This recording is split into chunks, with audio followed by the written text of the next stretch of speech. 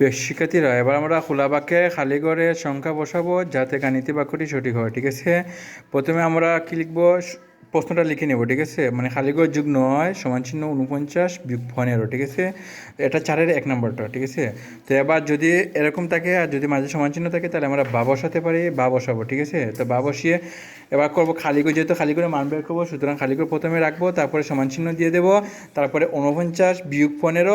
এবার দেখো 9 বাকি থাকলো। 9 কীভাবে লিখবো, 9 বামে থেকে ডানে গেলে গিয়ে যুগ থাকলে বিয়োগ হয়ে যাবে, বিয়োগ থাকলে যুগ হয়ে যাবে, যেহেতু যুগ আছে তারপরে বামে ডানে চলে গেছে, বিয়োগ হয়ে গিয়েছে। ঠিক আছে, তো এবার বা লিখে খালি ঘরটার মান বসাবো, তাহলে খালি ঘরটা বের করবো, যেহেতু সমান চিহ্ন, তারপরে 49 থেকে 15 বিয়োগ করবো। 49 থেকে 15 বিয়োগ করলে 34 থাকবে, বিয়োগ 9, 9 বসিয়ে দেবো। ঠিক আছে, এবার বা খালি ঘর সমান চিহ্ন, এবার 34 থেকে 9 বিয়োগ করলে 25 থাকবে, তাহলে খালি ঘরে 25 বসালে গাণিতিক বাক্যটি সঠিক হয়ে যাবে। ঠিক আছে, ওকে, ধন্যবাদ তোমাদের সবাই।